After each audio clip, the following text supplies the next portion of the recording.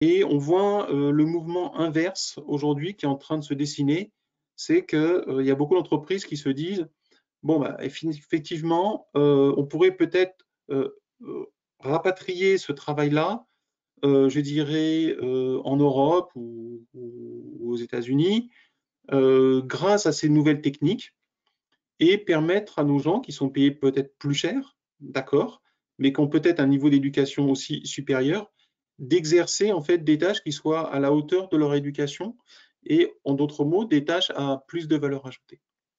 Et je pense que dans l'industrie pharmaceutique, avec l'ensemble des documents, pour ne pas dire la paperasse, qui inonde les uns et les autres, ce mouvement va s'amplifier dans les années à venir. Certes, il va commencer par des fonctions qui sont peut-être un peu moins GXP, parce que la validation de ce type d'outils, notamment dès qu'on parle un peu d'intelligence artificielle, ça fait un petit peu peur, voire ça bloque les projets, hein. C'est pour ça qu'on a fait aussi toute cette série de webinaires sur l'agilité, sur le cloud, sur la conformité continue, puisqu'on se rend bien compte qu'aujourd'hui, la qualité est un petit peu à la croisée des chemins. Elle se dit, ah bon, là, il n'y a pas de problème, je vais devoir passer sur de nouvelles technologies, mais comment adapter mes méthodes de validation? Donc le webinaire ici, il a deux objectifs majeurs. Premièrement, faire découvrir à certains ce concept d'employé numérique, et puis, dans un deuxième temps, d'ouvrir des pistes de réflexion sur comment on pourrait s'y prendre pour la validation de ces systèmes qui vont faire usage évidemment d'intelligence artificielle pour améliorer la productivité et quelque part améliorer l'efficacité également de la compliance. Voilà, c'était mon petit mot d'intro. Alors, il y a alors je voudrais faire, il y a une petite nouveauté aujourd'hui, il y a une breaking news, c'est qu'on va avoir le plaisir d'avoir, et ce n'était pas annoncé dans le programme, un témoignage, je dirais, de Monsieur Guillaume Sica de Sanofi, qui travaille justement sur ces problématiques-là au sein de Sanofi. Et ce qui est très intéressant de son témoignage, c'est qu'il a à la fois l'expérience, je dirais, du déploiement de ce type de système dans des fonctions finance, je crois, mais il a également un bon background sur les activités GXP. Donc, je pense que ça sera effectivement intéressant d'avoir son point de vue. Alors, dans une histoire, il y a toujours un début, il y a toujours une intro, il faut lancer le film. Et donc, je vais demander à Cyril déjà de nous présenter un petit peu le plan d'aujourd'hui, et puis de commencer par l'intro, c'est-à-dire qu'est-ce que l'automatisation, qu'est-ce que l'intelligence artificielle dans ce cadre d'automatisation, hein, étant entendu que ce qu'on va le prisme qu'on va vous proposer aujourd'hui, hein, ça correspond à une partie de ce qu'on peut faire en intelligence artificielle, hein. On peut faire beaucoup d'autres choses en intelligence artificielle, mais on constate aujourd'hui que dans toutes les industries, la partie qu'on va vous envoyer aujourd'hui correspond à un domaine d'application assez fort qu'on trouve un petit peu partout. Voilà. Cyril, si tu veux bien, la parole est à toi.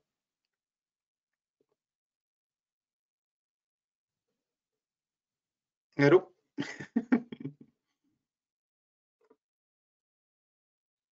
Allô Cyril? Oui, attends, parce que son micro n'est pas ouvert. Voilà. Bonjour à tous.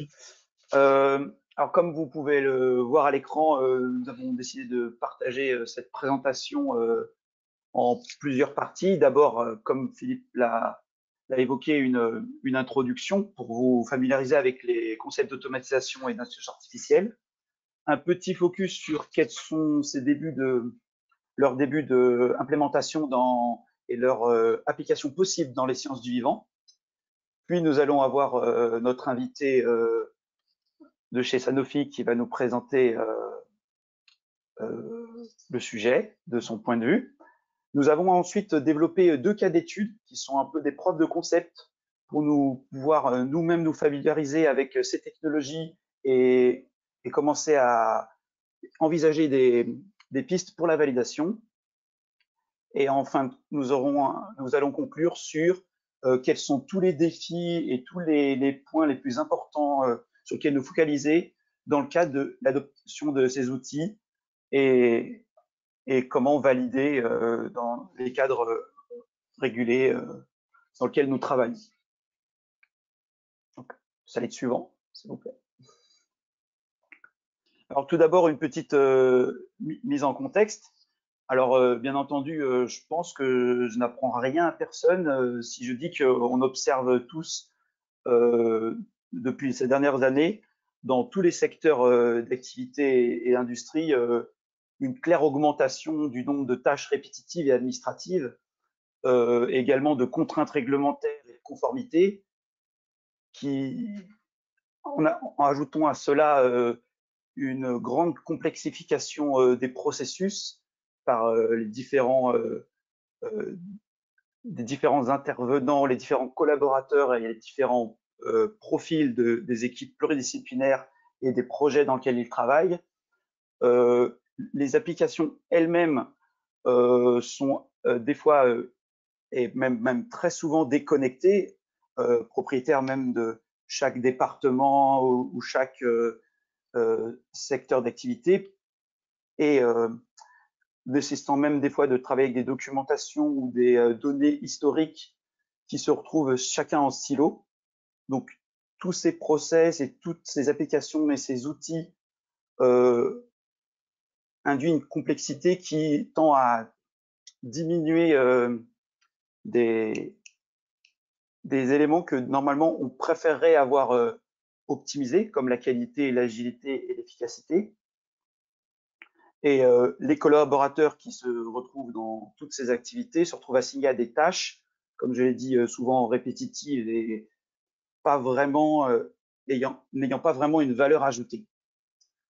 Donc, on se retrouve avec des augmentations de charge de travail, mais aussi des temps de cycle de la livraison, même la durée de vie d'un produit ou d'un service, qui parfois peut se retrouver sur des années pour pas tant d'avantages.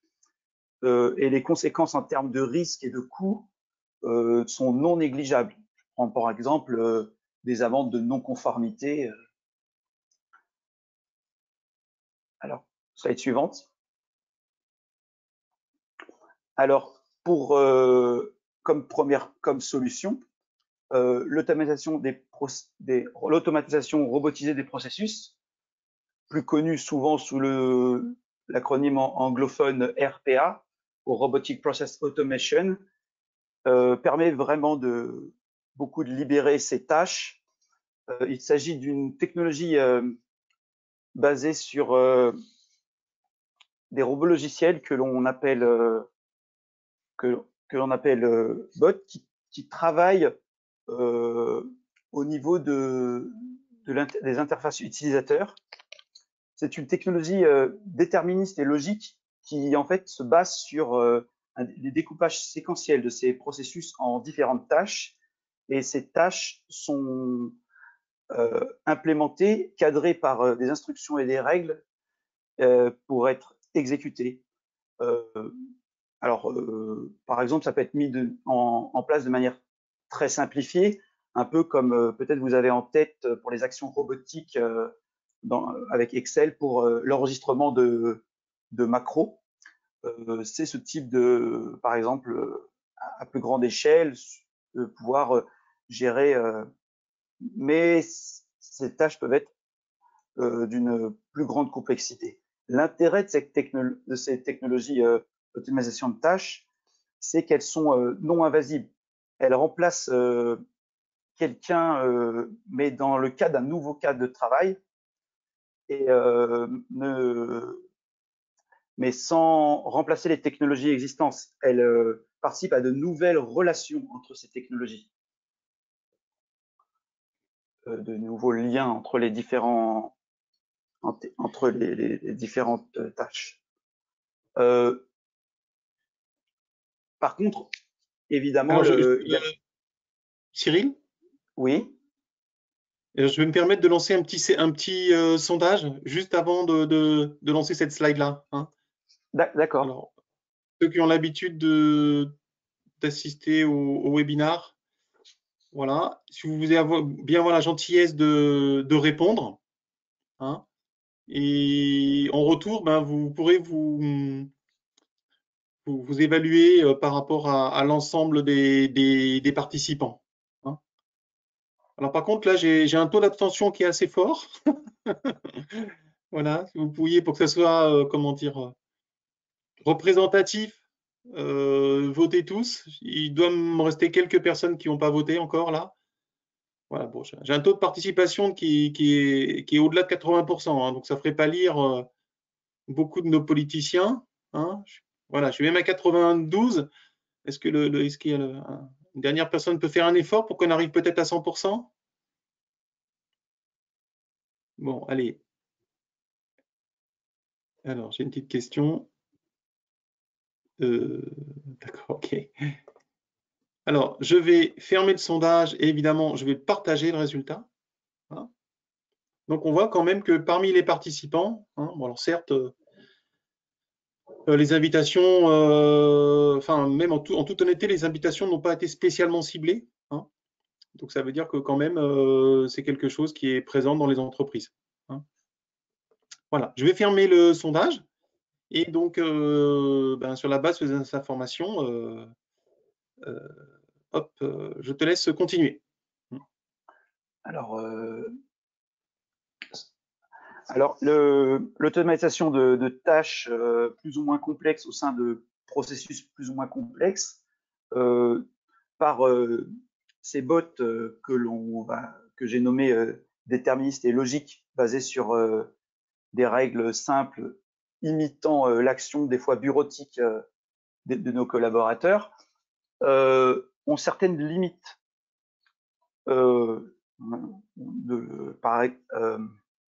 Par exemple, il y a au sein des processus la présence indispensable d'experts métiers pour, par exemple, comprendre des données ou faire des évaluations qui ne peuvent pas être simplement résumées dans des règles logiques de petits algorithmes.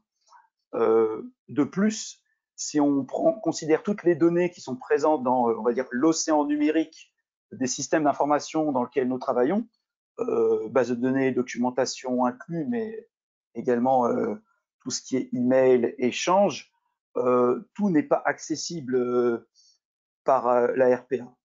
Et on arrive à estimer que la visibilité des données, parce qu'elles sont structurées dans des bases de données, des formulaires ou des feuilles de calcul, cela ne constitue que 20% en fait de données qui seraient, on va dire, exploitables.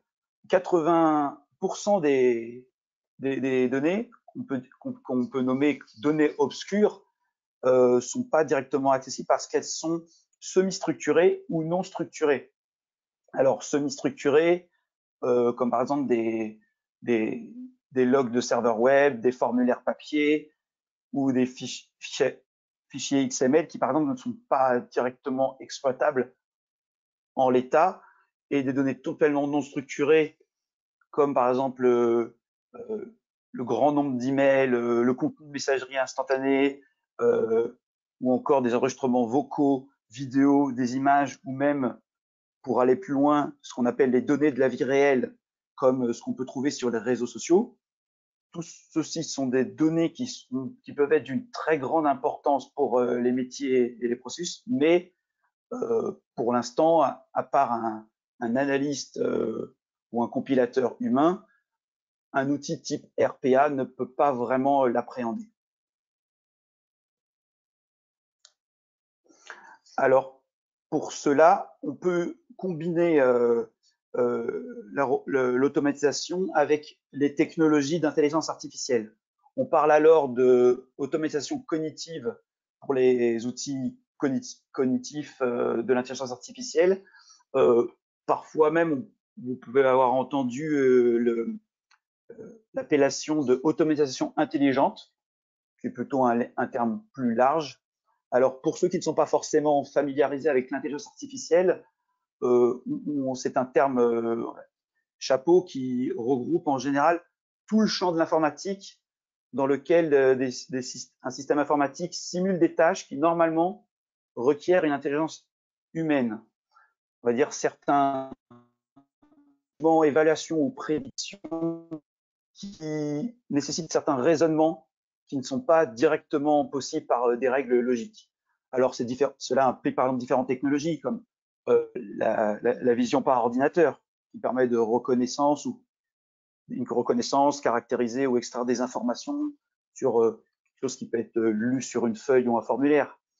Ce qu'on appelle le traitement de langage naturel qui permet de comprendre le sens et l'intention d'un contenu, d'une phrase ou d'un texte. Ou le machine learning, qui est l'apprentissage machine, qui est une technologie qui permet au logiciel de s'améliorer, d'apprendre en observant des données et même de développer une certaine expertise avec sa propre expérience. Des technologies comme l'analyse de texte ou la reconnaissance vocale qui sont peut-être même plus quelque chose que l'on croise au quotidien dans différents outils du web.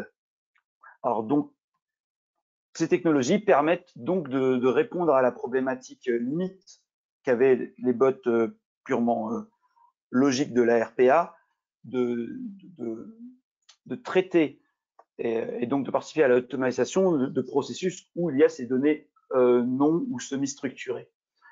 Et puis même, cela permet de construire des modèles comportementaux plus proches de ce qu'on a besoin en termes de jugement ou d'évaluation ou de prédiction, on va dire entre guillemets, comme un humain.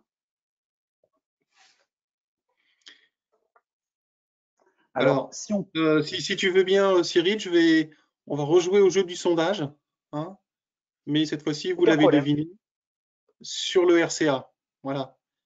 Si tout le monde voulait bien participer au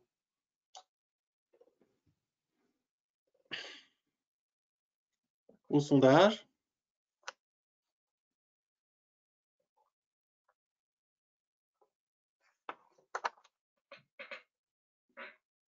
Voilà, j'ai mon taux de participation qui augmente. Mais si on pouvait le maintenir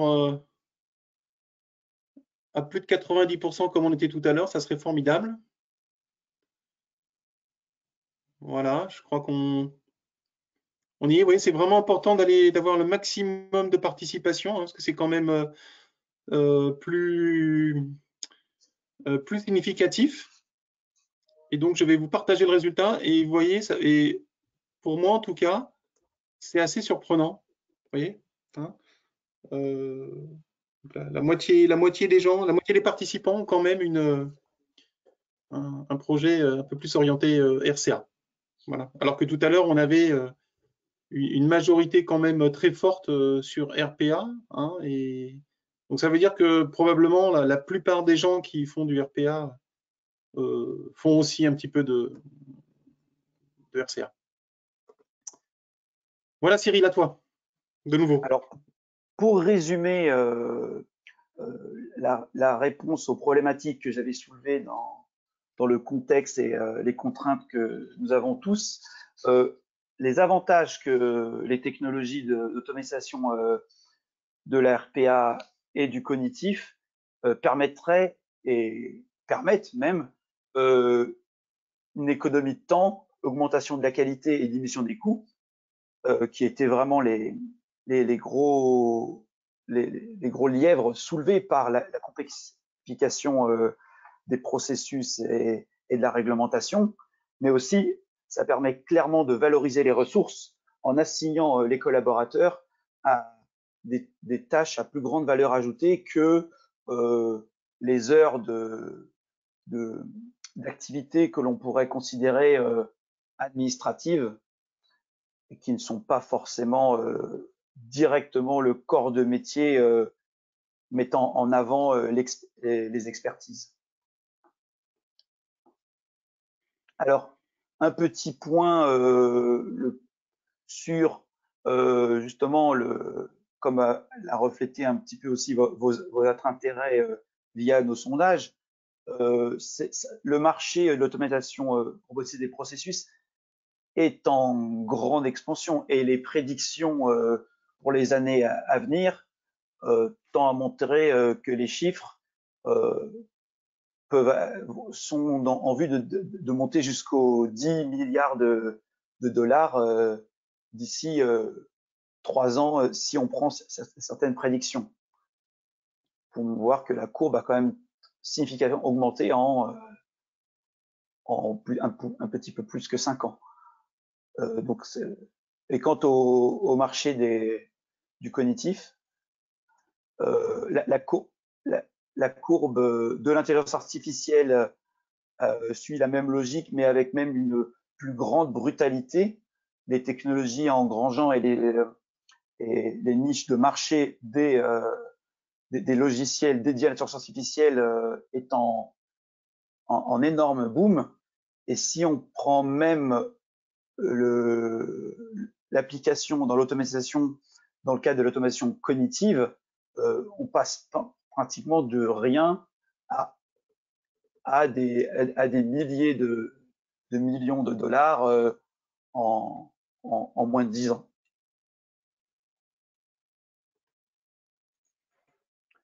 Alors, nous allons faire un petit point sur justement l'implémentation de ces technologies dans les sciences du vivant. Je peux lancer un petit sondage, Cyril, juste avant de démarrer? Allez-y, allez-y. Allez, si tout le monde veut jouer le jeu. Alors, quand je dis cette thématique ou ces thématiques, en fait, hein. C'est-à-dire à la fois RPA et RCA. Hein.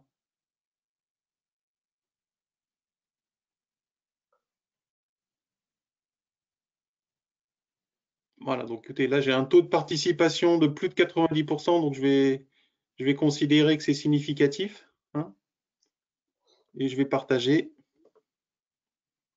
Voilà, donc on voit quand même qu'il y a, en tout cas parmi les participants, hein, il y a quand même voilà, des initiatives qui sont lancées.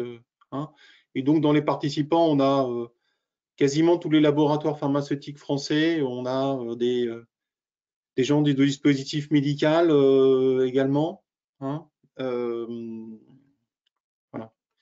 Alors, j'ai une petite question peut-être. Ah, je ne vois pas où répondre le sondage, j'ai loupé le début.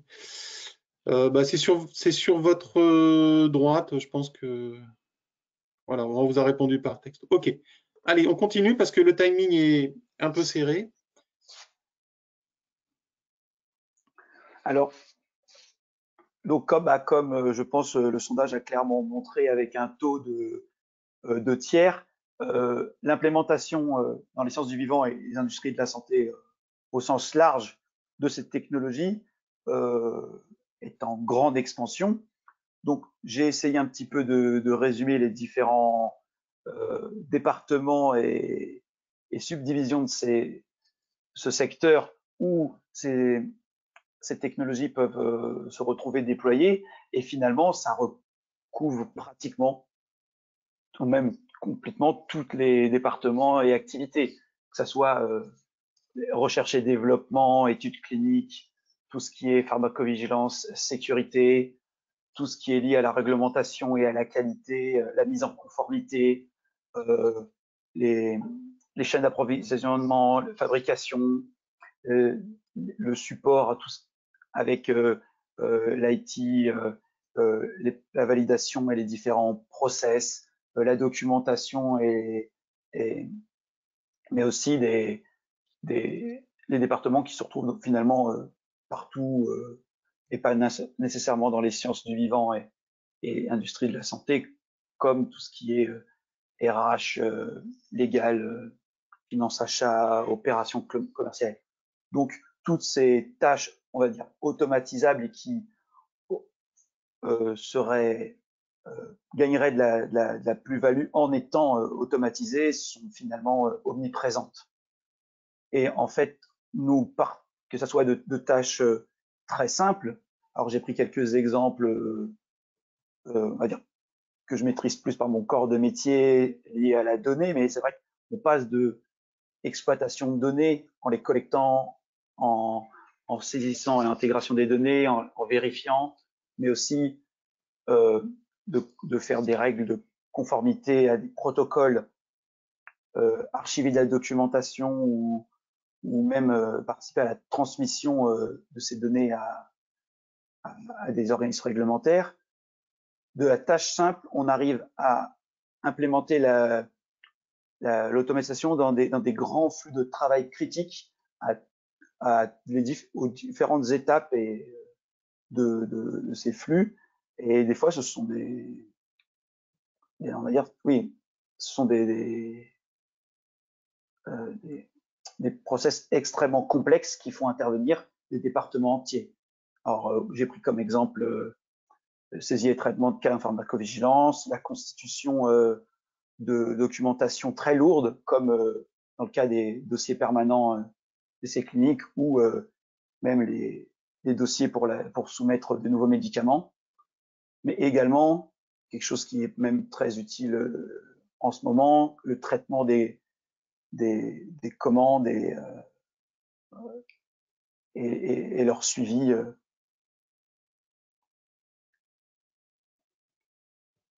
Mais Très bien. je pense que c'est un exemple de quelqu'un qui va nous donner son expérience personnelle sera non négligeable. Très bien. Merci beaucoup, Cyril. Donc, on va donner la parole à Monsieur Sika. Alors, on va lui ouvrir son micro et peut-être le désigner comme présentateur. Voilà, Bonjour à comme ça, il va tous. pouvoir. Bonjour. Comme ça, il va pouvoir projeter ses propres slides. Hein. Très bien. OK. Est-ce que vous voyez mon écran? Super. Oui. OK, donc bonjour à tous. Donc je suis Guillaume Sika, je travaille depuis 17 ans chez Sanofi, d'abord dans des fonctions financières, en industriel, en R&D et au commercial. Et je suis aujourd'hui au sein de l'entité Sanofi Business Services, donc une entité qui regroupe en fait un certain nombre de fonctions support. Donc je ne suis pas sur des process GXP à proprement parler, hein, je suis vraiment sur des process financiers, achats, RH. Et ce que l'on cherche, c'est effectivement à optimiser nos processus en utilisant un certain nombre de technologies, dont les technologies Smart Automation. Et je suis aujourd'hui là pour témoigner effectivement de ce qu'on a pu faire en utilisant la robotique logicielle et effectivement partager avec vous peut-être quelques écueils que l'on a pu éviter et donc en espérant que ça puisse servir comme élément clé comme facteur clé de succès pour vos propres démarches. Donc, au sein de Sanofi, en fait, on a commencé avec la RPA il y a maintenant 3 ans. D'abord, en fait, il faut bien se remettre dans le contexte d'un programme de transformation très large, avec une ambition en fait de transformer les fonctions support. Et donc on est rentré directement dans et c'est peut-être un premier facteur clé de succès déjà, on est rentré directement dans une espèce de joint venture avec nos collègues de l'IT. Donc au sein du métier que je représente, on est rentré directement en lien avec l'IT pour mettre en place une plateforme. Alors une plateforme qu'on a évidemment tout de suite qualifiée, non pas GXP, mais SOX, puisqu'on est un groupe coté aux États-Unis, donc on a un certain nombre de contraintes qui sont applicables de ce côté-là, qui sont peut-être un tout petit peu moins exigeantes que les Good Manufacturing Practice, mais qui néanmoins nécessitent effectivement un certain nombre d'efforts pour avoir une plateforme que l'on puisse réellement utiliser. Et donc on est rentré en fait dans un mode de minimum viable product, hein, donc la terminologie pour dire que on a testé un certain nombre de technologies et rapidement on s'est rendu compte que la RPA pouvait nous apporter des gains d'efficacité très intéressants dans les fonctions support. Et donc on a constitué un premier pipeline de projets Mais s'en est rapidement suivi un deuxième pipeline de projet parce que les résultats étaient effectivement assez tangibles. Et on a constitué de notre côté une équipe dédiée avec des rôles et tout un programme de formation associé pour aborder la robotique en mettant en place ce que l'on a appelé un mode opératoire dédié, et je reviendrai un petit peu sur ce sujet-là. Alors aujourd'hui, on est dans d'autres types. Effectivement, on parlait de la smart automation, donc ce serait tout à fait applicable pour nous puisqu'on est rentré dans d'autres dimensions que la simple robotique qui reprend les tâches existantes, mais on est également en train de traiter un certain nombre de documents en utilisant l'IQBot, qui est un produit qui fait du cognitif et de la reconnaissance optique. On est en train également d'être vraiment orienté analyse des données avec la mise en place du process mining. Et puis, on est surtout en train d'essayer de faire du scaling, c'est-à-dire que de l'exemple des fonctions de support, on est en train de regarder tous les process qui pourraient être applicables, que ce soit dans les fonctions réglementaires ou cliniques, par exemple, ou bien sur d'autres domaines, hein, sur d'autres fonctions de support que l'on n'a pas encore explorées. Donc voilà. Alors on m'a dit que c'était aussi assez interactif, donc s'il y avait des questions, n'hésitez pas à m'interrompre. Oui, Oui, il suffit que les gens lèvent la main et à ce moment-là, on leur ouvrira le micro. Ouais, hein. très bien. Alors donc moi je me retrouve assez dans ce qui a été présenté avant, c'est-à-dire que nous on a fixé des objectifs à ce programme, donc le programme dont j'ai la charge, qui est effectivement de délivrer des gains d'efficacité et des gains tangibles. Donc là, on mesure, hein, comme on le ferait en usine, des gains de productivité. Alors soit du temps que l'on rend directement aux employés, soit de profiter des mouvements pour effectivement vraiment rendre ces gains de productivité concrets. Et on a également observé un certain nombre de projets qui allaient nous permettre d'améliorer nos SLA avec nos partenaires internes. Donc en simplifiant nos processus, on a réussi à réduire les temps de cycle. Et les temps de cycle, ils sont quand même également impactants pour l'ensemble de l'entreprise, puisqu'on parle des flux comptables, donc des temps de cycle pour mettre en service ces immobilisations, pour que les équipements arrivent dans le cadre du procurement, pour que les équipements arrivent dans les laboratoires, etc., etc. Et donc, ce dont on s'est rendu compte, c'est que ça marchait effectivement. On obtenait des business cases d'autant plus intéressants que l'on avait des processus qui avaient été simplifiés, harmonisés. Et donc, on travaille beaucoup. En fait, nos chefs de projet font également beaucoup appel aux techniques d'harmonisation type Lean, pour essayer vraiment d'avoir des cas d'usage sur des volumes qui soient très importants. Plus on a de volume, meilleur le business case, évidemment. Enfin, on a un troisième avantage qui est sur la partie qualité, et donc les données qui vont être améliorées par l'utilisation d'un robot logiciel. Si un champ est complété à 100%, eh bien effectivement, les contrôleurs financiers derrière, dans leur partie analyse, vont avoir des données qui vont être beaucoup plus homogènes, et donc ça va leur permettre de faciliter la tâche, notamment lors des analyses ou de la consolidation des chiffres. On peut également noter l'amélioration de la satisfaction de nos clients internes, puisque un certain nombre de réponses sont envoyées automatiquement, un certain nombre de réponses sont envoyées immédiatement à celui qui en fait la demande, et donc les employés qui vont faire une demande à la RH sur le portail, et derrière, si le robot leur apporte une réponse immédiate, ils en sont très satisfaits. Et puis d'un point de vue compliance, pour nous, c'est un point intéressant, puisqu'on a une auditabilité complète du processus lorsqu'il est traité par un robot logiciel. Donc ça, c'était pour effectivement un petit peu les objectifs que l'on avait cherché voilà, ce qui a donné lieu à l'idée de constituer un programme. Mais pourquoi on a constitué un programme? En fait, donc aujourd'hui, on a fait à peu près 70 robots logiciels sur le scope des fonctions support. Et on s'est rapidement rendu compte que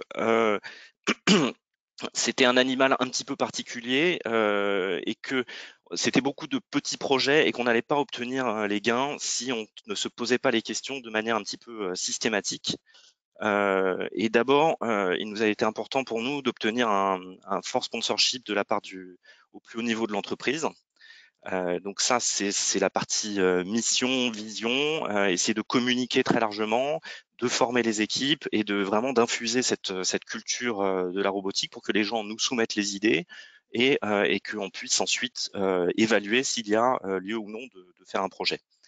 On s'est intéressé également aux structures, aux rôles.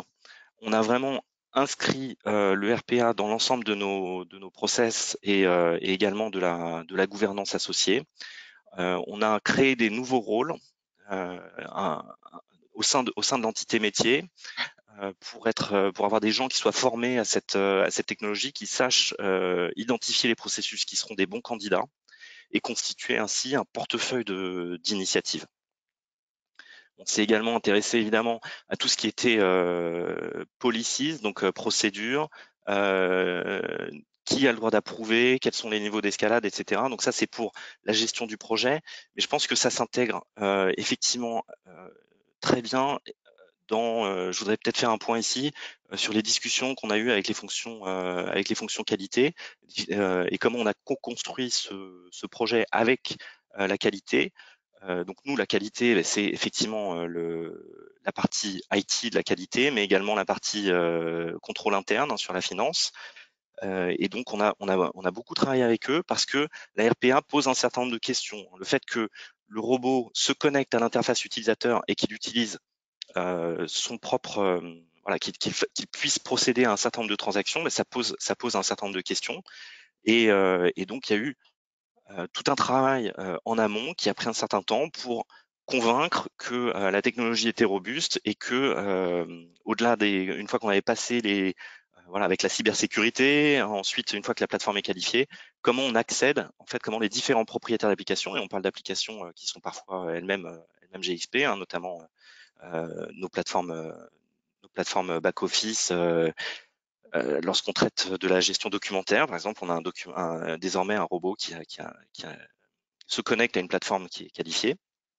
Et donc, c'est effectivement tout un travail à mener pour qu'il y ait une compréhension mutuelle des objectifs que l'on vise et que l'on puisse avancer ensemble et obtenir les gains qui sont les promesses, je dirais, de la RPA. Voilà, donc il y a toute une partie IT. Alors là, c'est moins mon côté. Donc, mais en tout cas, une partie architecture, comment on gère cet écosystème, quelles sont les questions qui va faire le support, la maintenance, etc. Comment on va intégrer tout cela dans notre écosystème IT.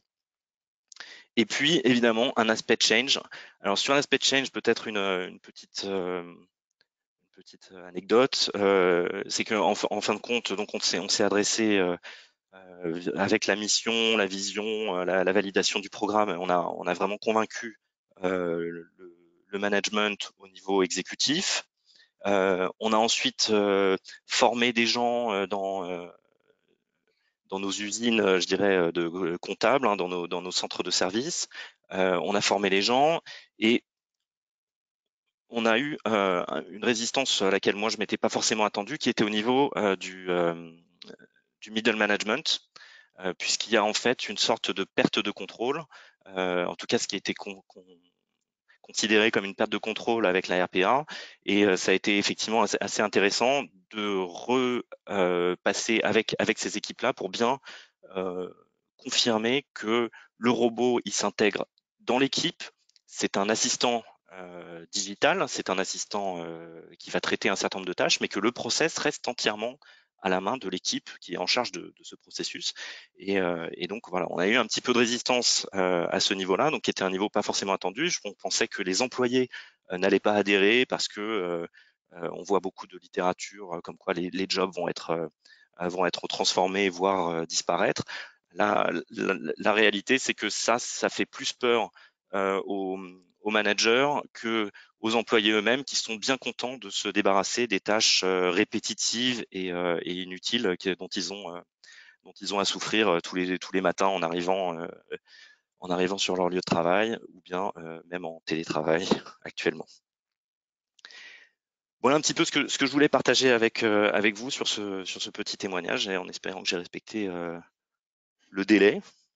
Voilà, donc Philippe. Non, merci beaucoup Guillaume pour ce partage qui a beaucoup de valeur et qui est très intéressant. Est-ce qu'il y a des personnes qui veulent profiter de la présence de Guillaume pour lui poser quelques questions? Alors moi j'en avais une. Alors attendez, alors peut-être que je vais essayer de retrouver la personne dans le système. Alors attendez, voilà, hop, voilà, et je vais lui ouvrir son micro. Alors Monsieur Cani, si vous voulez poser votre question en live. Oui, merci beaucoup. Bonjour à tous.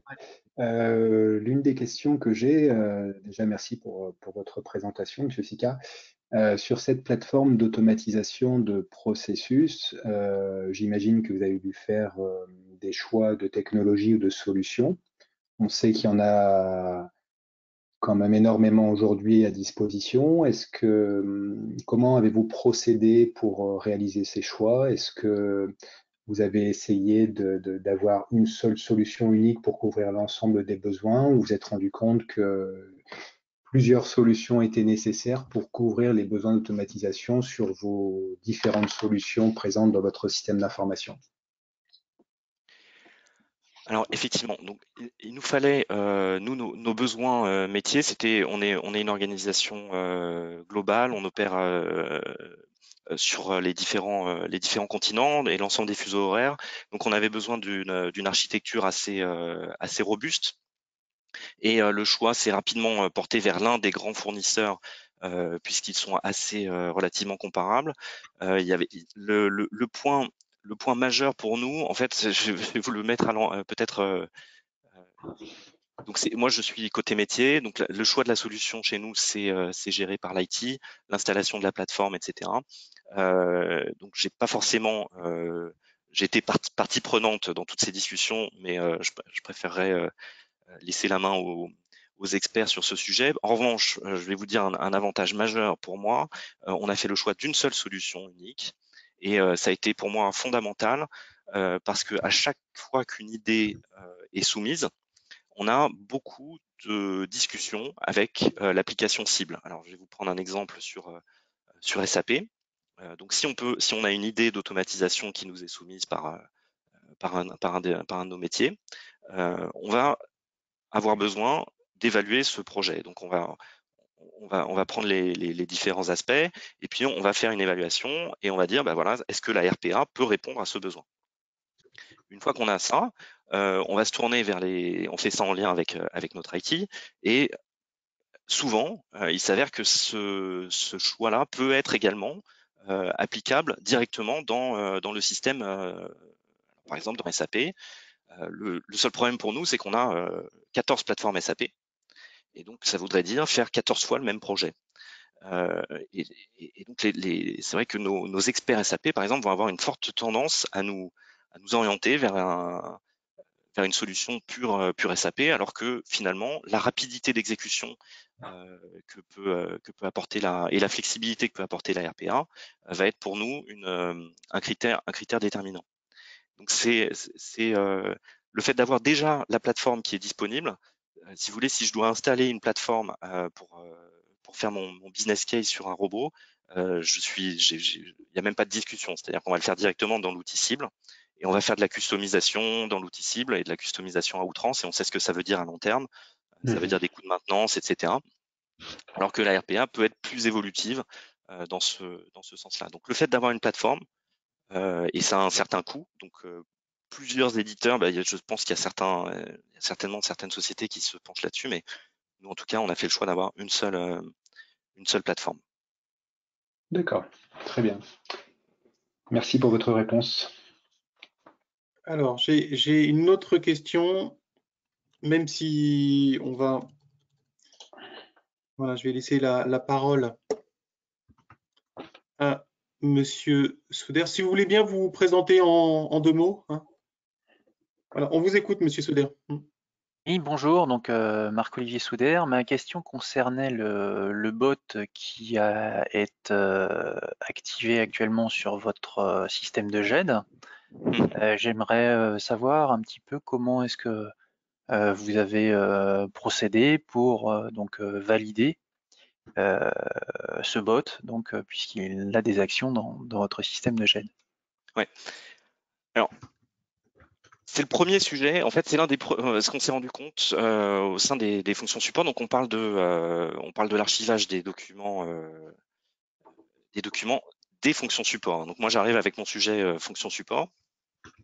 Et ben mince, on s'attaque justement, on a utilisé, parce que c'était bien pratique d'avoir un système de GED qualifié, on voulait avoir un accès donc à ce système,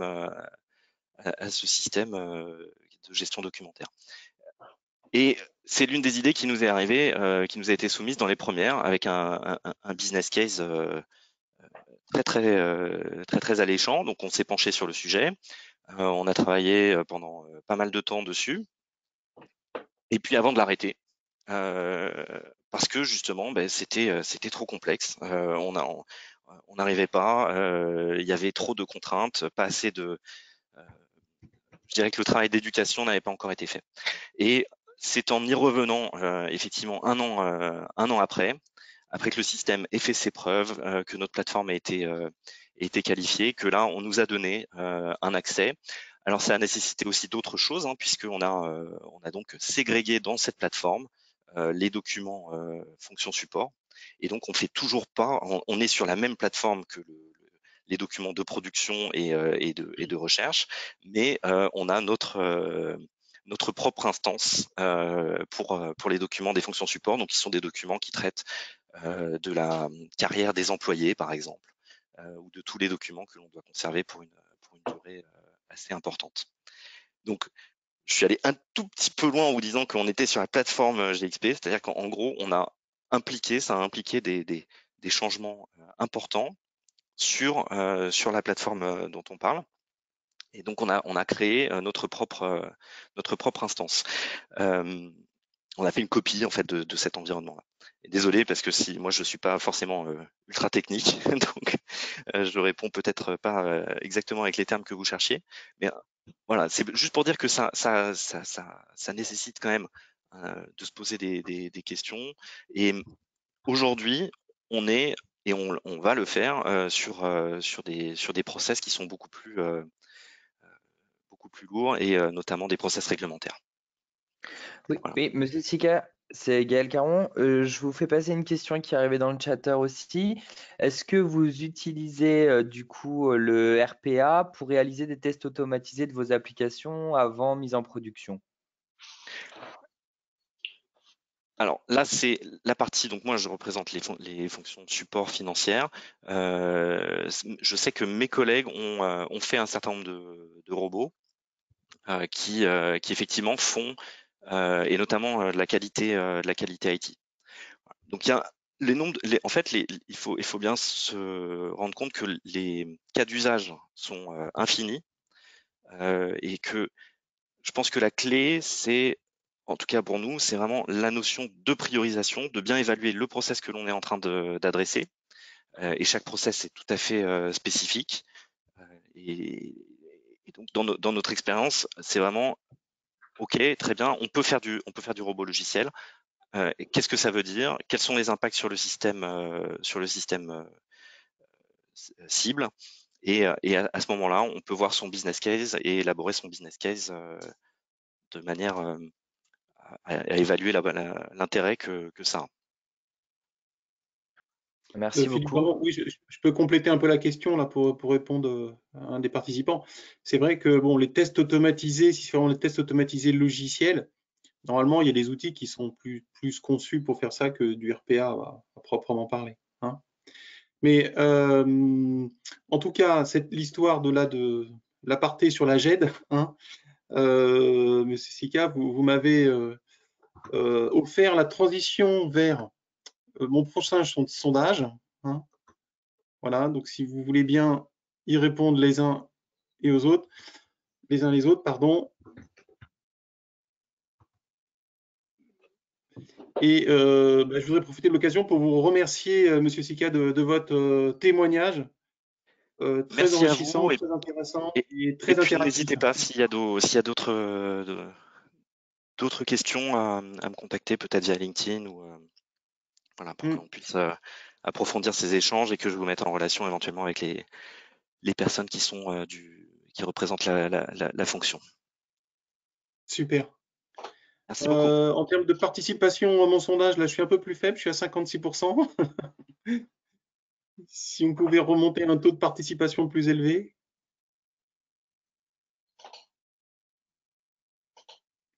Ah, ça monte un petit peu, mais je n'ai pas atteint mes 90% de tout à l'heure. Pendant qu'ils finissent de voter, Guillaume, moi j'ai une question.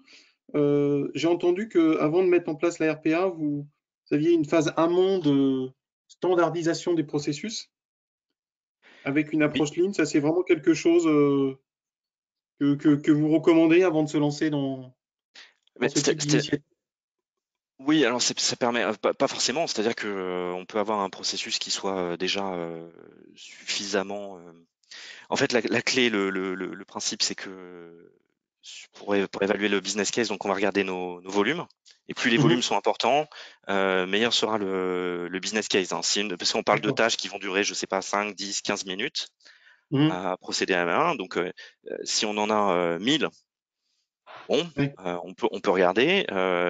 Si on en a 100 000 ou 1 million, on n'est plus du tout dans les mêmes ordres d'idées. Et donc, ça va simplement influencer le business case. Et c'est par exemple, quand je vous parlais de la gestion documentaire, pourquoi on a regardé ce sujet? C'est parce qu'on a un volume de documents qui sont extrêmement importants et que ça nous permettait d'avoir on savait qu'on allait traiter un business case très, très, très fort. Voilà. Okay. C'est ça. Et donc, plus on harmonise, effectivement, on va pouvoir augmenter ses volumes cibles des tâches que l'on pourra traiter avec la robotique. Mais le volume est quand même un critère déterminant pour choisir le business case. Hein? Tout à fait. OK. Alors, je vais fermer le sondage et partager le résultat. Voilà, donc on a quelque chose d'équilibré. Hein? Donc, écoutez, on va passer un peu plus à cette phase-là. Alors, pas tout de suite. Hein. On va...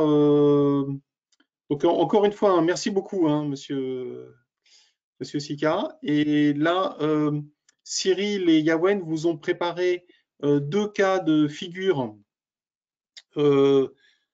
assez représentatifs, hein, pour que vous puissiez voir voilà, concrètement ce que ça pourrait donner. Peut-être que ça va vous donner des idées.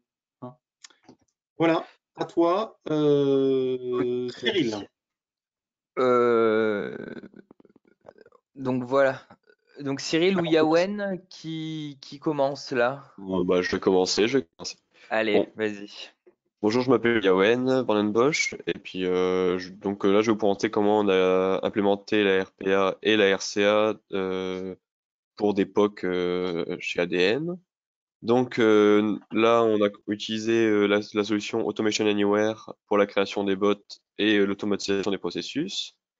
IQBot c'est aussi Automation Anywhere mais c'est plus pour le côté traitement intelligent des documents et donc avec l'intelligence artificielle. Et on a déployé ça à AWS.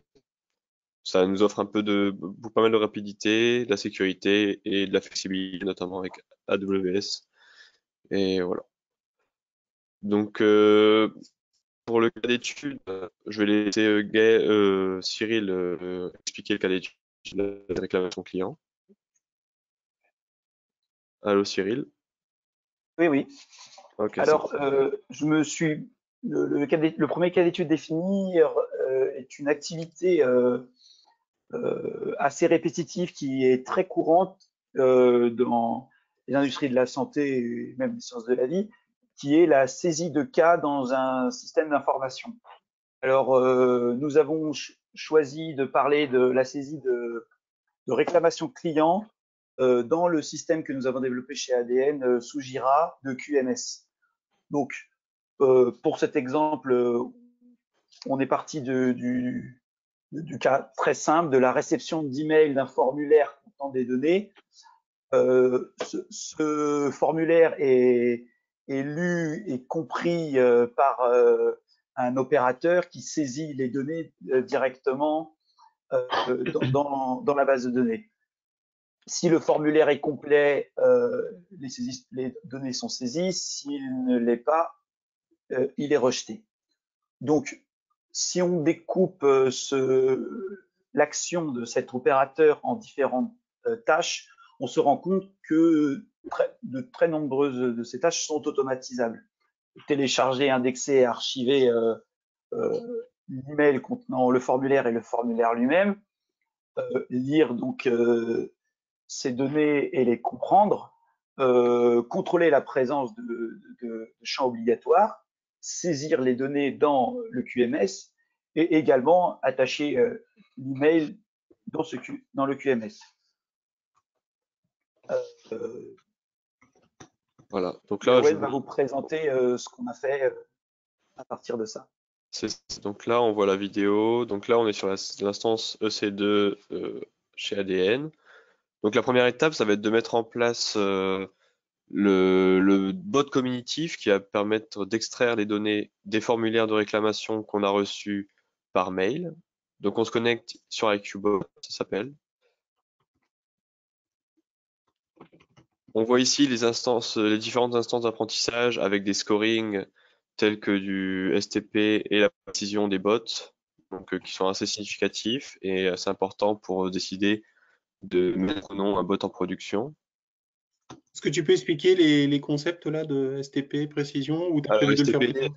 Le STP, c'est en fait quand un document va passer dans le bot cognitif, s'il est reconnu directement sans avoir un besoin de validation par un humain derrière, ça compte comme du STP en fait, et ça permet en fait de voir si le bot arrive à se débrouiller tout seul sans que l'humain n'ait besoin de valider un document ou en cas d'erreur dans le document, quoi.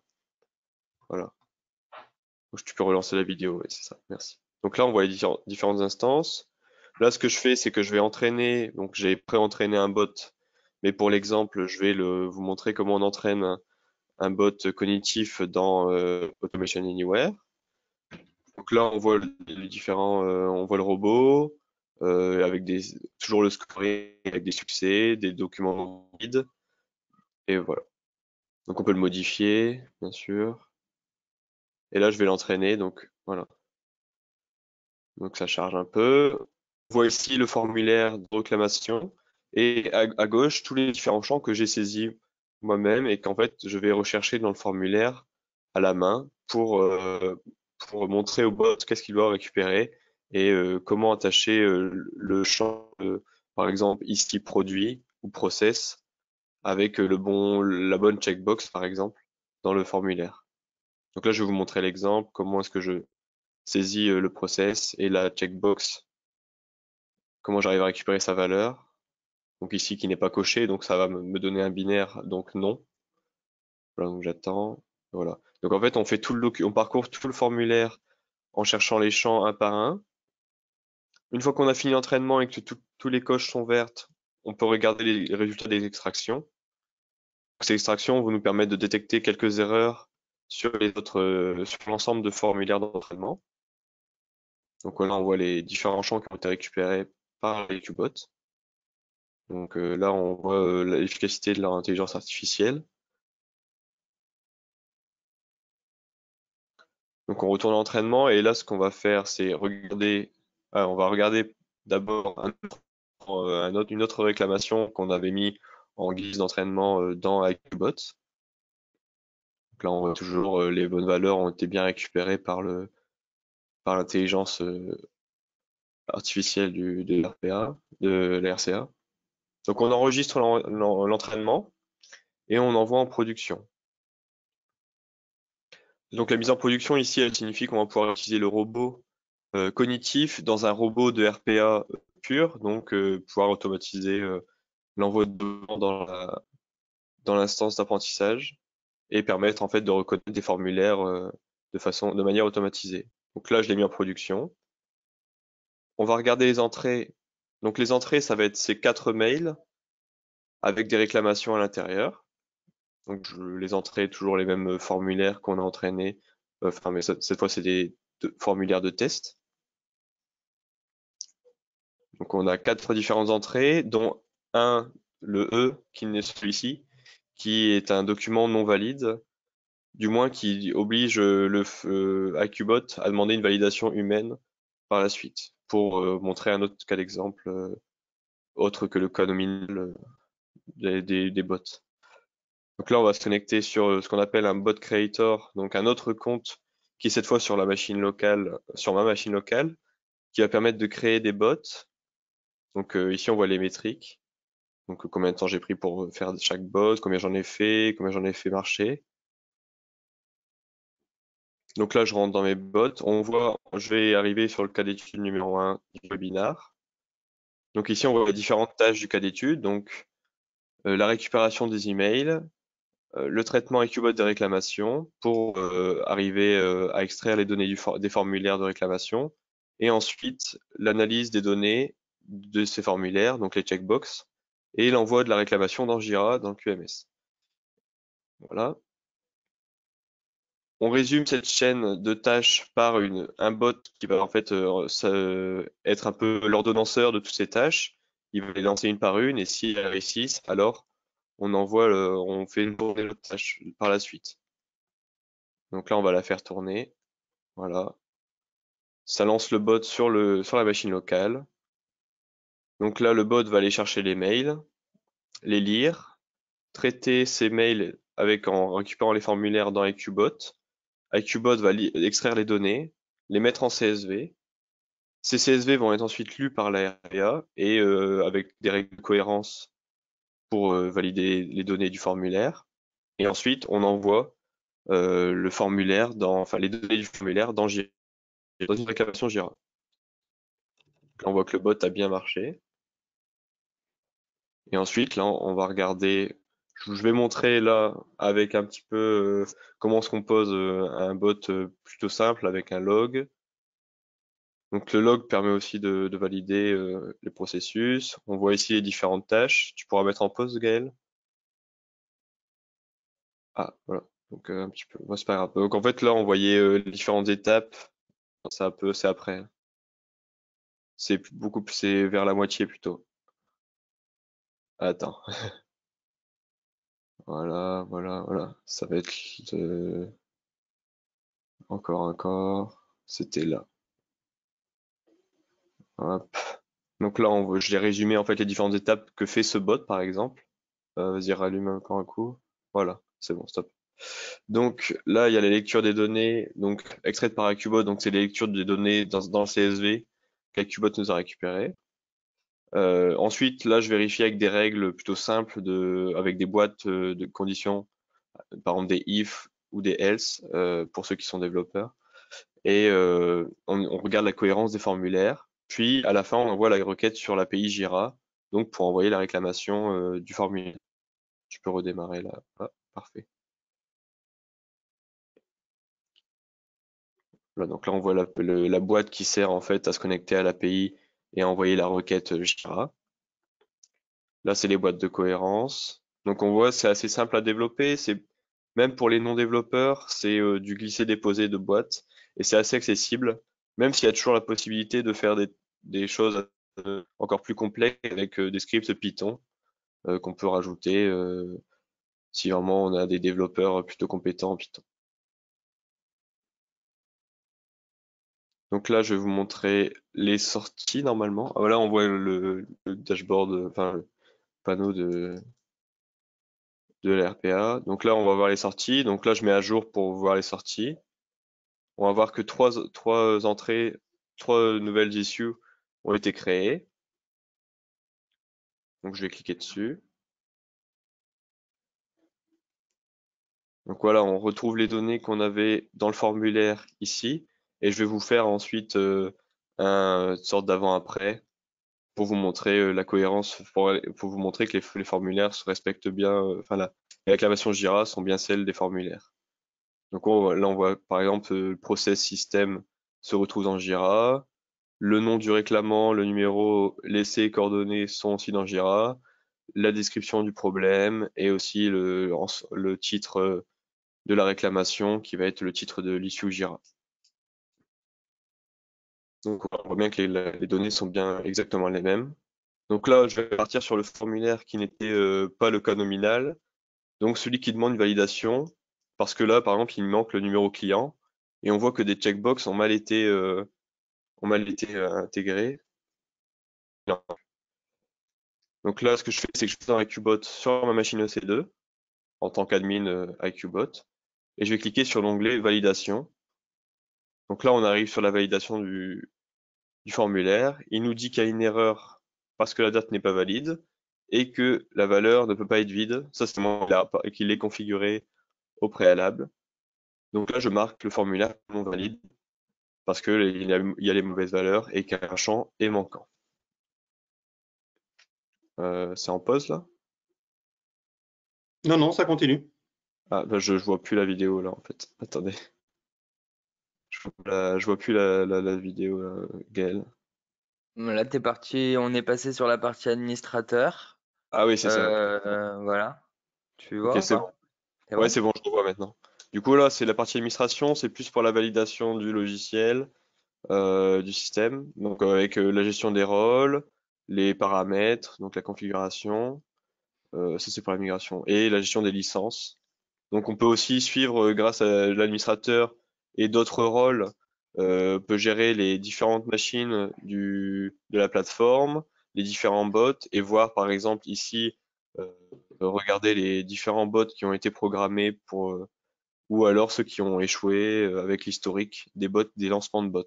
Donc là on voit que il y en a qui ont échoué tout à la fin et d'autres qui ont réussi.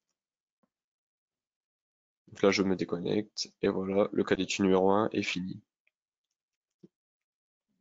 Donc si vous avez des questions sur ce cas d'étude, vous pouvez envoyer des questions. Oui, n'hésitez pas. Donc là, vous voyez, volontairement, on a, entre guillemets, ouvert un peu le capot, hein, pour essayer de démystifier pour ceux qui sont peut-être un petit peu moins techniques, pour comprendre, pour que vous puissiez voilà, appréhender un petit peu comment ça se passe, hein. Donc, il y a une phase d'apprentissage. Une fois que la phase d'apprentissage, je dirais, de l'IQBot, elle est faite, hein, et effectivement, on va soumettre les différents formulaires et il va analyser automatiquement. Donc, c'est vrai que c'est un vrai changement de paradigme en termes de programmation. Et ça offre évidemment de nouvelles possibilités. Alors, j'ai une question. Je vais regarder la question. Où est-ce que... Non, en Question, fait, c'est comment est gérée la modification du formulaire ou plus généralement de l'application cible. Donc ça veut dire si on a un nouveau type de formulaire, comment est-ce qu'on va réintégrer ce nouveau type de formulaire au sein de Alors, notre... je vais ouvrir le micro de monsieur de Pas de souci. Philippe, ce sera plus simple. Je vous laisse Ah, poser votre question, monsieur, hein. oui, bonjour Philippe Navez. Là. Oui, j'avais une question. C'est en fait, ça crée une dépendance finalement forte là. Enfin, c'est très intéressant. Ça crée une dépendance entre l'application cible, là, enfin ici c'est un formulaire, et puis la partie robot là. Donc Oui. s'il y a une modification dans le formulaire, dans l'application elle-même, on ajoute un champ, on supprime un champ, il y a des modifications ou une mise à jour. Bah, quel est le niveau d'interdépendance finalement entre les deux? Est-ce qu'il faut refaire le robot? Comment le robot le sait? Est-ce que le robot va planter à l'exécution et puis on s'en aperçoit à ce moment-là? Ou enfin voilà. Quel est le niveau un peu de dépendance de Alors, en fait, quand on veut modifier un robot, enfin un formulaire, on peut ajouter des champs. En supprimer, non, on peut mettre des champs qui ne disparaissent en fait en facultatif. Et du coup, le bot n'ira plus les chercher si on leur donne pas, Et en fait, on peut directement réentraîner en fait le bot sur les nouveaux formulaires. On peut apporter des nouveaux formulaires dans le bot et on les réentraîne. Et les modifications se font bien. J'ai déjà eu ce cas-là plusieurs fois. Enfin, avec les réclamations, on a déjà changé pas mal de fois les réclamations. Et refaire l'entraînement ne pose aucun souci. Donc en fait, on Le principe est vraiment celui-là, quoi. Si vous avez un nouveau type de formulaire, vous le il va mettez, falloir l'utiliser pour enrichir l'apprentissage du c'est ça, robot. c'est ça. D'accord. Le principe général, c'est ça, hein.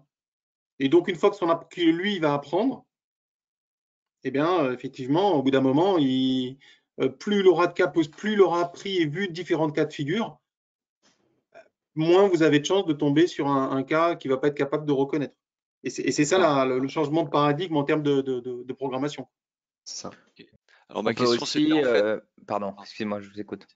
c'était plutôt le niveau d'invasivité, c'est pas très joli comme mot, d'intrusion de la partie robot sur l'appli source elle-même, parce que il peut y avoir des modifications fonctionnelles d'un formulaire ou de l'appli qui gère ce formulaire sans que le robot soit forcément au courant. Et dans ce cas-là, qu'est-ce qui va se passer au niveau du robot? Est-ce que le robot va pas reconnaître, il va mettre oui. tout en erreur? Vous voyez, c'est plutôt ce niveau-là. Ou Oui, est-ce que oui, c'est complètement indépendant? Mais Non, il va vous demander la vérification humaine. Il va dire, bah là, j'ai pas réussi à le faire, qu'est-ce que tu en penses?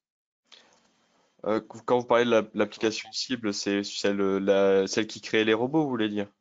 Non, non, celle qui crée le formulaire ici. Enfin, Celle celle qui qui crée les crée la. formulaires, oui, Ok, c'est ça. ouais, ok, j'avais pas bien, du coup, ok. Si le formulaire il change et qu'il ne sait pas le lire parce qu'il n'a pas assez appris, il va vous dire, bah, celui-là, qu'est-ce que je fais? Je ne sais pas faire.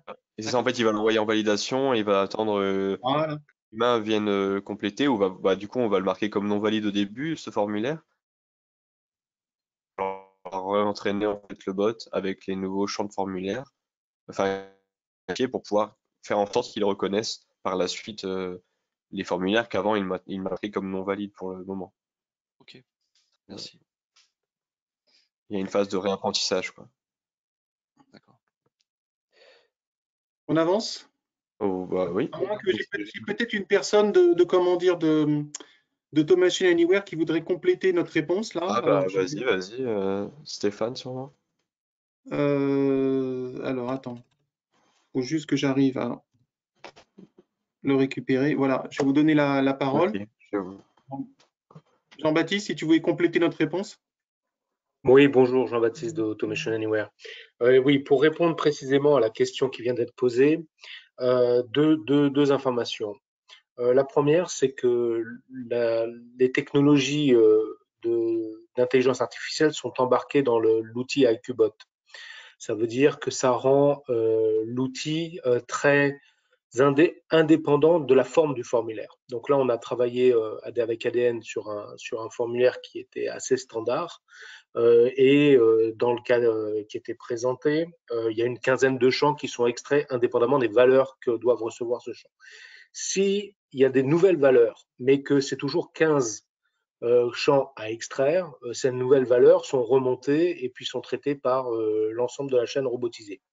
Si jamais vous décidez dans votre processus d'avoir un 16e champ, une 16e donnée à extraire, alors effectivement là, il faut réapprendre, ajouter, on va dire, ce champ supplémentaire qui par la suite prendra la valeur que vous lui assignerez dans la lecture du formulaire.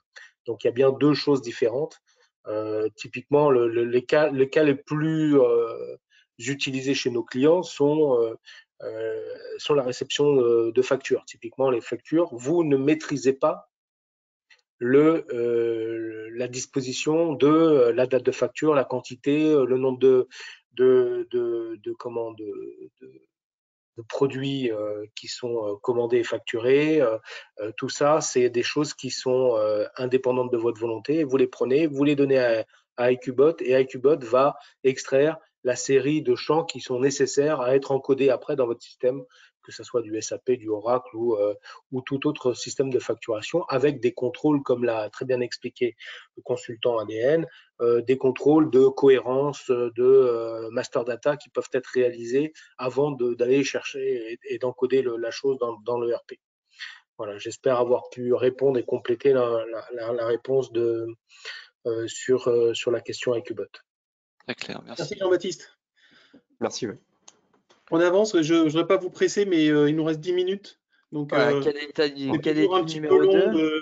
d'assister à ces webinars. Ok. Bah du coup j'y vais, ouais j'y vais. Donc en fait le cas Allez, d'étude on passe numéro au cas 2, d'étude numéro 2. on va donner enfin on va envoyer une réponse à une demande de création de compte sur SAP. Donc on reçoit toujours l'email avec les formulaires de demande d'accès. Quelqu'un va regarder le formulaire et les documents en pièce jointe et en fait on envoie un email confirmant l'approbation, ou alors un email détaillant les raisons du rejet, donc surtout au niveau des données du formulaire. Par exemple, vous avez coché tel champ et vous ne l'avez pas rempli à côté, donc il y a une erreur. Ou alors tel champ pas rempli du tout, voilà. Donc les tâches automatisables, on a ce qu'on avait vu tout à l'heure, donc téléchargement des emails, lecture des données, contrôle de la qualité, le contrôle des pièces jointes aussi sur des emails, et ensuite la conclusion qui va être rédigée et envoyée en réponse qui nous a envoyé le formulaire d'ajout d'utilisateur sur SAP. Donc on va passer à la vidéo. Donc ça reprend globalement les mêmes étapes que tout à l'heure pour le cas d'étude numéro 1. Donc on se connecte sur le bot. Donc là, IQBot a déjà été paramétré comme je vous l'ai montré tout à l'heure, mais j'ai déjà entraîné le bot pour faire les ajouts d'utilisateurs. Donc on voit ici la chaîne traitement IQBot des URF et on voit les différentes chaînes, les différentes tâches que je vais toujours mettre dans une chaîne qui va ordonnancer toutes ces tâches et pouvoir toutes les lancer une à une. Donc les entrées, toujours les formulaires. Donc là, des formulaires un peu plus complexes que le cas d'étude numéro 1, avec pas mal de checkbox et notamment une double page, enfin 2 pages de formulaire. Donc ça, c'est issu d'un cas client réel. Hein. C'est ça, voilà, c'est ça. En l'occurrence, c'est un consultant qui passait son temps à faire ça manuellement. Voilà. Et on voit qu'ici, il y avait une erreur, il y avait un champ vide alors qu'il y avait une boîte de cocher. Voilà, donc là, je les mets en read pour pouvoir faire en sorte que mon bot marche. Et là, hop, on fait partir le bot. Donc le bot va tourner, on va se lancer sur ma machine locale, toujours. Extraire les emails et les pièces jointes de ma boîte mail, les envoyer sur la machine et le bot sur IQBot. IQBot va extraire les données CSV, me le renvoyer je vais les retélécharger et ensuite analyser avec des règles de cohérence s'il n'y a pas des soucis, sur les données que j'ai extraites des formulaires. Donc là, je ferme le bot. Hop. Voilà, donc là on voit les différents messages d'email que je voulais envoyer. Donc ici, on voit que je vais faire un avant-après comme tout à l'heure avec les réclamations Jira. Je vais vous mettre hop, les deux documents face à face pour qu'on voit qu'en fait le mail correspond bien à l'erreur. Donc ici, on voit que issue driver est coché et qu'il manque site ou département dans le formulaire. Voilà. Donc sur les autres formulaires, toujours une erreur, par exemple ici, coordinateur est coché dans le formulaire à gauche et on voit que le mail envoie bien que si coordinateur a été coché, alors il faut que le champ country ne peut pas être vide. Et toujours un seul issue catégorie doit être choisi. Là, on voit qu'il y en a 2 cochés, donc c'est pas bon et on lui renvoie ça en mail. Enfin, le dernier cas, c'est un cas correct. Donc là, on lui dit, on va que son ajout d'utilisateur à la base SAP a été accepté. Voilà, c'était le cas d'étude numéro 1. Donc on reprend les mêmes étapes. J'ai ellipsé l'entraînement avec Qbot et pour arriver directement sur la phase automatisation des tâches. Ça reste les mêmes étapes pour de A à Z en fait. Création d'IQBot et ensuite création des tâches. Merci Yoann. Il nous reste 5 minutes, on va essayer de rester dans les temps. Donc maintenant, on voulait parler un petit peu de la façon dont on peut valider et déployer ce type d'outils. Donc je vais redonner la parole à Cyril pour terminer. Oui. Alors, comme l'a évoqué M. Sika tout à l'heure, la mise en place de ce qu'on peut appeler cet employé numérique, ce robot, ne se fait pas de façon spontanée. Il y a un mode opératoire à mettre en place, et aussi identifier les processus qui sont compatibles avec l'automatisation. Est-ce que la RPA peut répondre à ce besoin? Donc, les outils d'opportunité et les preuves de concept sont une étape qui sont plus que nécessaire pour être sûr qu'un business case identifié a vraiment une plus-value pour une mise en place. Et après, une fois la mise en place, il y a aussi une transition à faire au sein des équipes parce que l'écosystème est changé et le cadre de travail des collaborateurs et tout l'encadrement documentaire qui suit est aussi à mettre à jour. Après, le point qui pose le plus de questions, et aussi c'est là où nous sommes penchés parce que le cœur de métier historique d'ADN et la validation des systèmes informatisés, c'est comment on qualifie et valide ces nouvelles technologies. Alors, la méthodologie classique de validation des systèmes informatisés pour de logiciels high-tech est basée sur la gestion des risques et la mise en place de contrôles robustes. Dans l'idée, cela ne change pas. Donc, la variabilité, la sécurité, la gestion du changement, les maintenances en exploitation, c'est aussi des éléments qui sont à considérer. Certaines particularités pour le côté cognitif, l'importance sur la définition et justification des données de référence d'entraînement, comme a évoqué Yawen, les données sur lesquelles les bots cognitifs ou d'autres bots d'intelligence artificielle apprendraient à gérer les données est primordiale. Et l'intervention humaine, comme on l'a vu aussi pour l'évaluation, ne disparaît pas et reste omniprésente, mais à d'autres postes. Alors, on peut, si en étudiant la littérature qui a commencé à réfléchir sur les méthodologies et les contrôles, on se rend compte que on suit les grands schémas justement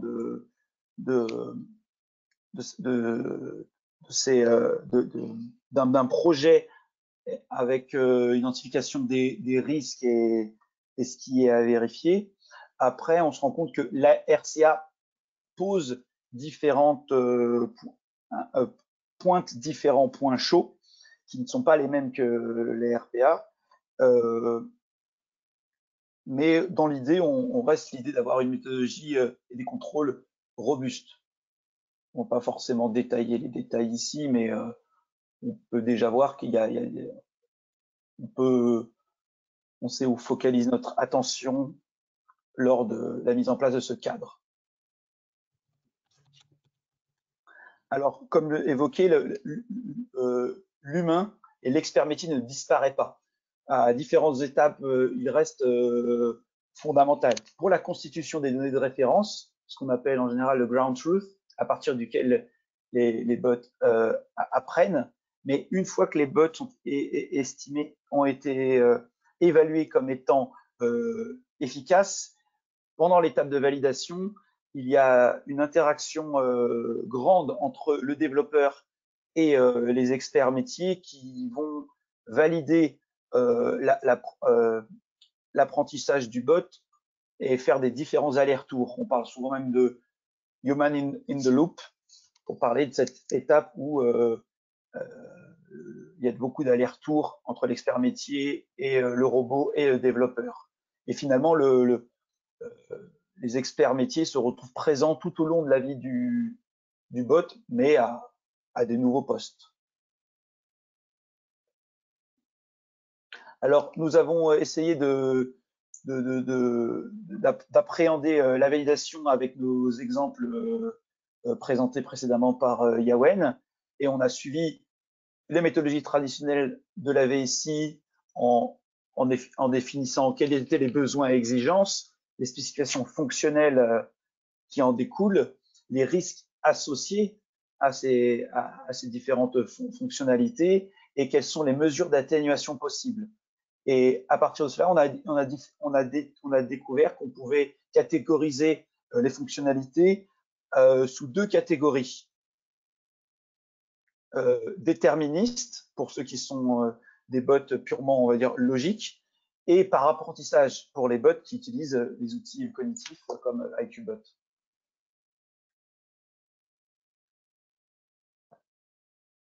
Slide suivant. Et juste pour compliquer, ça implique du coup que le type de test qu'on va appliquer pour venir valider ces différentes exigences fonctionnelles seront différents. Donc, dans le cas C'est le des cas. déterministes, ce sera classique, unitaire, intégration, puis pour les cas par apprentissage, ce sera plutôt de l'échantillonnage et de la randomisation. Voilà. Donc, ces fonctionnalités déterministes, comme vient de dire Gaël, qui ont des tests comme on a en général plus l'habitude dans les validations, tests nominaux unitaires d'une fonction, test d'intégration d'une séquence fonction, ce sont pour les tâches enfin les fonctionnalités qui se trouvent dans des tâches qui utilisent des bots utilisant des règles logiques et qui sont testables globalement dans toutes les situations. Par opposition aux bots cognitifs associés à des fonctionnalités qui nécessitent un apprentissage et dans ce cas-là, on se focalise davantage sur l'évaluation de la robustesse des données de référence et on teste le bon fonctionnement sur une grande masse de documents en établissant des scores et un seuil d'acceptance. Mais pour cela, on utilise plutôt des données statistiques parce que toutes les situations ne sont pas testables en l'état. Alors, les grandes lignes, en fait, de la validation d'un bot cognitif est de définir des mesures et des scores qui permettent de vraiment être sûr que le bot fonctionne. Alors, par exemple, chez nous, nous utilisons les données métriques que fournissent IQbot, qui nous donnent des scores sur l'efficacité lors de l'apprentissage et des tests sur le bot lui-même. Et à partir de là, on peut définir un certain seuil à partir qu'on considère le bot comme fonctionnel et pour le passer dans une étape de validation. Et cette étape de validation, comme j'ai dit précédemment, nécessite l'intervention d'un spécialiste métier qui va faire une revue. Alors, la plupart de ces bots utilisent un très très gros volume de données, donc il est nécessaire d'utiliser des méthodes d'échantillonnage et de traitement statistique qui sont compatibles avec des exigences GXP. Par exemple, des cas de la littérature qui essayent qui réussissent à valider de manière pertinente des services cognitifs utilisés en pharmacovigilance, utilisent pour la validation de ces services des techniques de gestion de gros volumes comme la technique AQL, comme le niveau de qualité acceptabilité qui est utilisé souvent dans le cadre d'inspection en production. Et cette technique permet de cadrer la taille de l'échantillon, les critères d'acceptabilité. Donc, ça permet d'encadrer plus rigoureusement l'échantillonnage qui permet de valider le bot cognitif, sachant qu'il ne pourra pas voir toutes les données et ça permet de voir son fonctionnement, sachant qu'à l'avenir, on ne peut pas prévoir les données qu'il verra à l'avenir une fois qu'il sera fonctionnel. L'intelligence artificielle au sens plus large que le cognitif lève énormément de questions. Et là, on n'est pas uniquement dans le cadre de l'automatisation. Et tous ces questionnements, qui sont encore fondamentalement pas vraiment en réponse figée, mais ça sera vraiment du cas par cas, ne sont pas à mettre sous le tapis et à sont considérés à chaque fois qu'on doit se plonger dans un projet d'automatisation.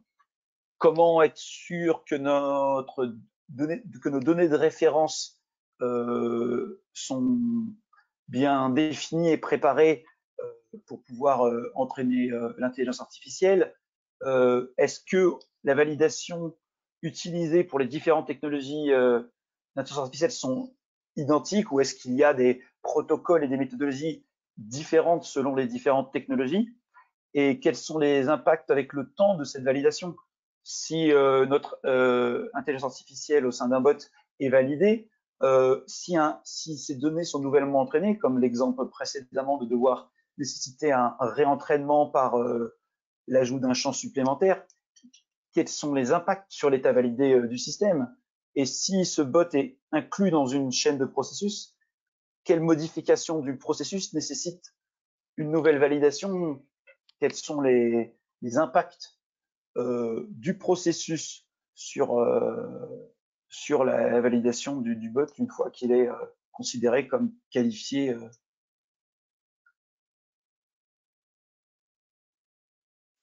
Voilà. Si vous avez des questions, je pense que c'est le moment. Voilà, on arrive au terme de ce webinaire. Merci encore à tous les différents intervenants de chez Sanofi, de chez Automation Anywhere et puis de chez ADN.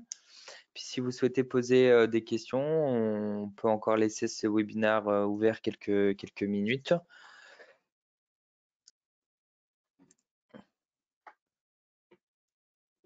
Pour l'instant, je vois pas de main levée ni de questions dans le chatter. Ça veut dire que nous étions tous très clairs. Bon, de toute façon, on a l'habitude de mettre l'enregistrement des webinaires en ligne sur notre chaîne YouTube.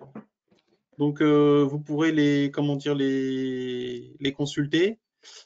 Si vous voulez des informations de quelque nature que ce soit, eh bien voilà, hein, vous avez nos mails et ça sera avec le plus grand plaisir qu'on échangera avec vous pour construire cette nouvelle page du numérique là, qui s'annonce devant nous, hein, avec ces bots réglementaires et qualité qui vont participer à la transformation digitale de l'ensemble des acteurs de la santé au sens très large.